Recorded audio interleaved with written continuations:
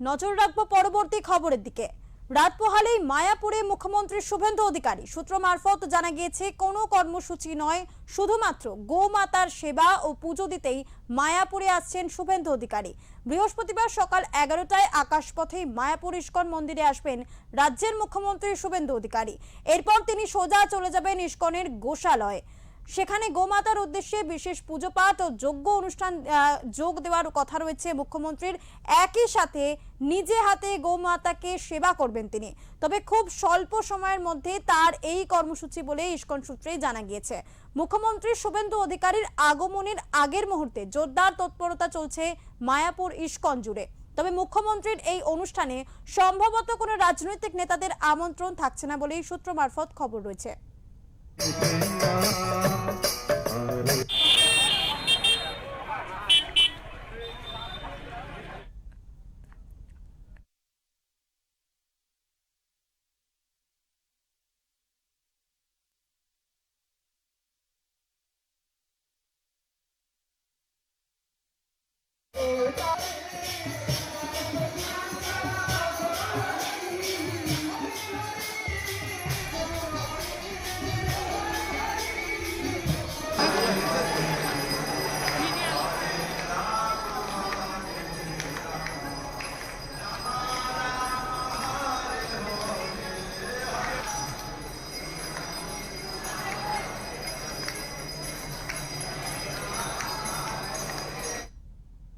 এই বিষয়ে আমরা কথা বলবো আমাদের প্রতিনিধি নিলয় ভট্টাচার্যের সাথে। নিলয়, তোমার কাছ থেকে জানতে চাইবো যে রাত পোহালেই মায়াপুর যাচ্ছেন মুখ্যমন্ত্রী শুভেন্দু অধিকারী এবং তার ঠিক কি কি কর্মসূচি রয়েছে?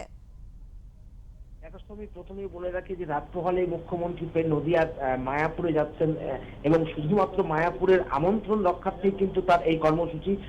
তবে আগামীকাল সকাল 11টায় আকাশপথেই কিন্তু তিনি অবতরণ করবেন মায়াপুরে এবং সেখান থেকে তাকে অভ্যর্থনা জানাবেন ইসকনের যে সমস্ত পদাধিকারীরা আছে তাকে সংবর্ধিত করবেন এবং তাকে সম্মাননা জানাবেন। সেখান থেকে তিনি চলে যাবেন মায়াপুর ইসকনের যে গোশালায়, অর্থাৎ গোশালায় তিনি কিন্তু গোমাতার পুজো করবেন এবং গো সেবা করবেন। অর্থাৎ তিনি নিজে হাতে যে সমস্ত এখানে গোশালার গরু আছে, গরু রাখা আছে গোশালাতে, সেই গরুদের কিন্তু তিনি কিন্তু নিজে হাতে খাওয়াবেন এবং স্বাভাবিকভাবেই সেখানে একটি যজ্ঞানুষ্ঠানেরও আয়োজন করা হয়েছে এবং স্বাভাবিকভাবেই এই মুখ্যমন্ত্রীর এই সফরকে ঘিরে রীতিমতো এই গো পূজন, গো সেবা অর্থাৎ আর এই গোশালায় যজ্ঞ, এই তিনটে কর্মসূচি রয়েছে আপাতত। এটাই কিন্তু ইসকন সূত্রে খবর এবং স্বাভাবিকভাবে তারপর তিনি কি রাধা মাধব মন্দির অর্থাৎ চন্দ্রোদয় মন্দির দর্শন করতে যাবেন কি না সেখানকে এখনো পর্যন্ত সেই সূচি এখনো নির্ধারিত হয়নি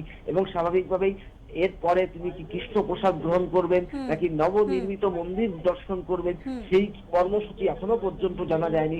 আজকে ইসকন থেকে শুরু করে ইসকনের যে সমস্ত পদাধিকারী রয়েছে এবং জেলা প্রশাসনের কর্তা ব্যক্তি থেকে শুরু করে জেলা শাসক, জেলা পুলিশ সুপার থেকে শুরু করে সমস্ত প্রশাসনের আধিকারিকরা কিন্তু আজকে ইসকন কর্তৃপক্ষের সাথে বিকেল বেলায় এক বৈঠকে বসবেন এবং সেই বৈঠকেই তার চূড়ান্ত ঠিক কর্মসূচি কিন্তু নির্ধারণ করা হবে যে আগামীকাল কি কি কর্মসূচি রয়েছে। আপাতত কিন্তু জানা গেছে ইসকন সূত্রে যে কালকে মুখ্যমন্ত্রী শুভেন্দু অধিকারী আসার পর তিনি বিশেষ করে গো পূজন, গো সেবা এবং এই যজ্ঞ অনুষ্ঠানে তিনি যোগ দেবেন। তবে বেশিক্ষণের কর্মসূচি কিন্তু তার ইসকনে না এবং সাধু সন্তদের সাথে তিনি বৈঠক বা মিটিং করবেন কিনা সে বিষয়েও কিন্তু এখনো পর্যন্ত নিশ্চিত করে বলতে পারেনি। তবে এই সফরকে ঘিরে কিন্তু কোনো রাজনৈতিক নেতা নেত্রীদের কিন্তু এখনো পর্যন্ত ইসকনের তরফ থেকে তেমন ভাবে আমন্ত্রিত করা হয়নি বা আমন্ত্রণ জানানো হয়নি। শুধুমাত্র মুখ্যমন্ত্রী শুভেন্দু অধিকারী এখানে মুখ্যমন্ত্রী হওয়ার পর তাকে সম্মাননা জানানোর জন্যই কিন্তু ইসকন তাকে এখানে আমন্ত্রণ করা হয়েছে আর এই আমন্ত্রণ রক্ষার জন্যই কিন্তু তিনি ইসকনে আগামীকাল আসতে চলেছেন। এটাই কিন্তু ইসকন সূত্র খবর। নীলা, তোমার কাছ থেকে আরো একটি বিষয় জানতে চাইবো যে এই যে একেবারে মুখ্যমন্ত্রী হওয়ার পরই নদিয়ায় আসছেন, মায়াপুর ইসকনে যাবেন মুখ্যমন্ত্রী শুভেন্দু অধিকারী, সেক্ষেত্রে নিরাপত্তার ছবিটা ঠিক কি দেখতে পাচ্ছ এবং প্রস্তুতি ঠিক কতদূর চলছে?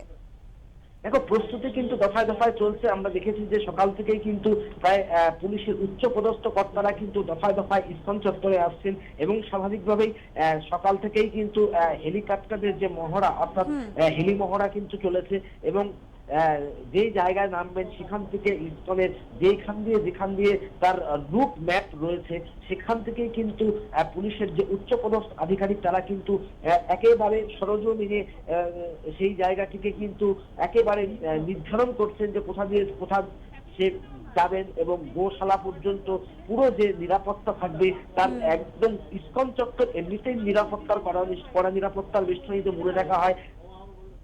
এছাড়াও শুভেন্দু অধিকারী যেহেতু মুখ্যমন্ত্রী আসছেন তাতে কিন্তু আরো এই তৎপরতা অর্থাৎ প্রশাসনিক তৎপরতা আরো জোরদার করা হয়েছে এবং নিরাপত্তাও আরো কড়াকড়ি করা হয়েছে। এবং স্বাভাবিকভাবেই আমরা জানি যে ইস্কন চত্বরে কিন্তু প্রতিদিন হাজার হাজার দর্শনার্থী বা পর্যটক কিন্তু লেগেই রয়েছে এবং সবকিছু উপেক্ষা করে এই মুখ্যমন্ত্রী এই শপথকে ঘিরে যাতে কোনো রকম বিশৃঙ্খলা সৃষ্টি না হয় প্রত্যেকটা দিক কিন্তু খুঁটিয়ে তারা দেখছেন এবং সবকিছুই কিন্তু একেবারে যাতে পুঙ্খানুপুঙ্খভাবে এই সফরকে ঘিরে কোনো রকম বিশৃঙ্খলা সৃষ্টি না হয় এবং পুলিশি তৎপরতা এবং নিরাপত্তা জনিত সমস্ত বিষয়টি কিন্তু একেবারে প্রশাসন একেবারে কড়া নজরদারির মধ্যে রেখেছে। ধন্যবাদ নিলয় তোমাকে। যে খবর আপনাদের জানাচ্ছিলাম, রাত পোহালেই মায়াপুর যাচ্ছেন শুভেন্দু অধিকারী।